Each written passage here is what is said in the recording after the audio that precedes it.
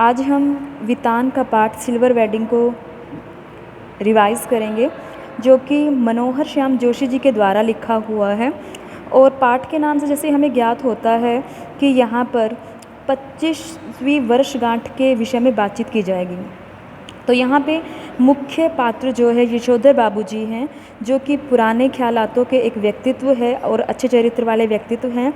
लेकिन जो उनके बच्चे हैं, जो उनका परिवार है, वो नवीनीकरण में ढलता जा रहा है, जो कि यशोधर बाबू जी को बिल्कुल भी पसंद नहीं है। तो यशोधर पंत जो है अच्छे चरित्र वाले व्यक्तित्व हैं। उनके पास बहुत पुरानी घड़ी है। ऑफिस में छुट्टी होते ही अपनी घड़ी की ओर देखते हैं जिसमें 5 बजे है, लेकिन जो उनकी ऑफिस की घड़ी है उसमें 5:25 हुए हैं। मतलब उनकी अपनी जो घड़ी है उनका समय क्या है, काफ़ी पीछे है। तो ऑफिस के जो अधिकारी होते हैं उनका मजाक बनाते हुए कहते हैं कि जो उनकी घड़ी है वो भी यशोधर पंत जी की तरह सुस्त हो चुकी है। तो यशोधर बाबू जी पर व्यंग्य कसते हुए कहते हैं कि जो आपकी घड़ी है वो भी आपकी तरह सुस्त हो गई है। तो जो ऑफिस वाले हैं उनका मजाक बनाते हैं। तो इस तरह से यशोधर बाबू जी उनकी इन मजाक की बात को टाल देते हैं और वहाँ से निकल पड़ते हैं। अर्थात अपनी घड़ी को बदल लो, ये जब वो सुनते हैं तो वो उन लोगों की बातों को हंसी मजाक में समझकर वहाँ से निकल पड़ते हैं। ऑफिस से निकलते अपने पुराने घर व मित्र के विषय में सोचते हैं। जैसे ही वो अपने ऑफिस से निकलते हैं तो अपने पुराने मित्र के विषय में वो सोचने लगते हैं। उनका पुराना मित्र कौन है? किशन दा है। किशन दा कैसे उनके पुराने मित्र हैं कि जब यशोधर बाबू के दिल्ली में आए थे तो उनकी उम्र कम होने के कारण उनको नौकरी नहीं मिल पा रही थी। जो किशन दा थे उन्होंने उनके जीवन से यानी कि यशोधर बाबू जी ने बहुत कुछ सीखा और किशन दा जी ने उनको अपने घर पर रसोइया रख लिया। क्योंकि यशोधर जी जब दिल्ली आए तो उनको नौकरी नहीं मिल पा रही थी, तो किशन दा जी ने उन्हें अपने रसोइये के रूप में रख लिया। तो वो उनका व्यवहार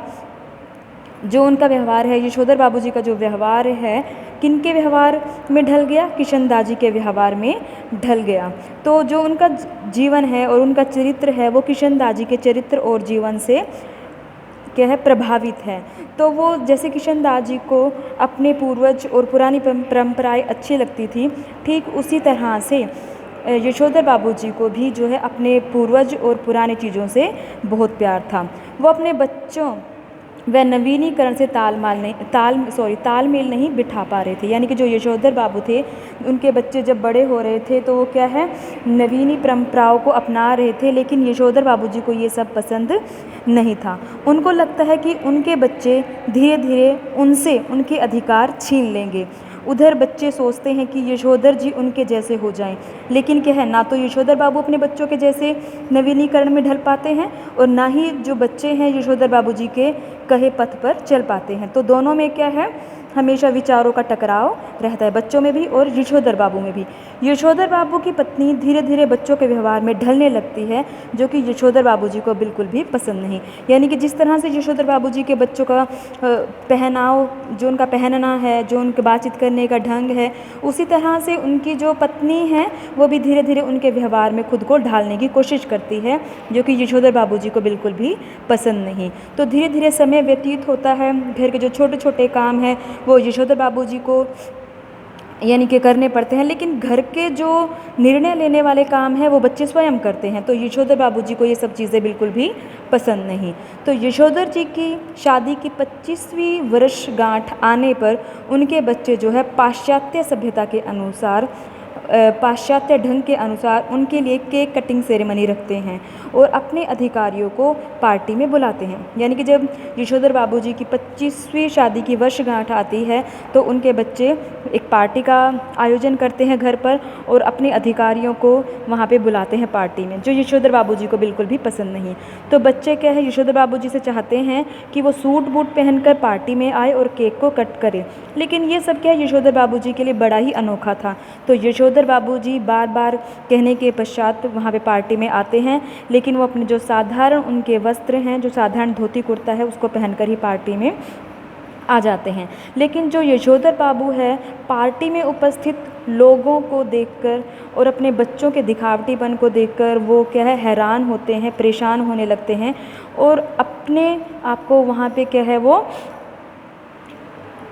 एक असमंजस भरी स्थिति में पाते हैं और क्या है वो सोचने लगते हैं कि रिश्तों में जो प्यार है वो धीरे धीरे घटने लगा है और जो दिखावटीपन है वो बढ़ता जा रहा है। उनके कहने का क्या भाव था कि शादी की 25वीं जो वर्षगांठ है उसको केवल मात्र क्या है ऑफिस के लोगों को, ऑफिस के अधिकारियों को दिखाने के लिए पार्टी के रूप में आयोजित किया जा रहा है, वैसे माता पिता का उस परिवार में कोई स्थान नहीं है।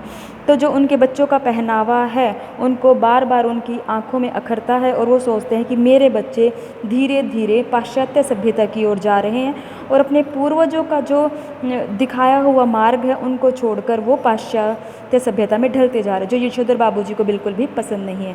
तो प्रस्तुत पाठ में सबसे ज़्यादा मुद्दा क्या उठाया है कि आज के विचारों में और जो हमारे बड़े बुजुर्गों के विचारों है उनमें हमेशा टकराव रहता है। तो थोड़ी सी कोशिश हमेशा परिवार में बच्चों को भी करनी होती है कि वो हर निर्णय में अपने जो बड़े हैं उनको ज़रूर उनकी पूछ करें, यानी कि उनसे हर निर्णय उनसे पूछ कर लें ताकि उनको लगे कि उनके परिवार में उनका अधिकार और उनकी स्थिति वैसे के वैसे ही बनी हुई है। और जो बड़े हैं उनको भी अपने बच्चों के नवीनीकरण में कहीं ना कहीं उनका साथ देना पड़ता है अगर हमें समाज में आगे बढ़ना है। तो सिल्वर वेडिंग एक इस तरह का पाठ है कि जिसमें बताया गया है कि बच्चे जो है अधिकतर सिर्फ दिखावटीपन से रिश्तों को संभाले हुए हैं, लेकिन जो परिवार के जो बुजुर्ग और बड़े लोग हैं वो रिश्तों में प्यार को पाना चाहते हैं, ना कि दिखावटीपन को।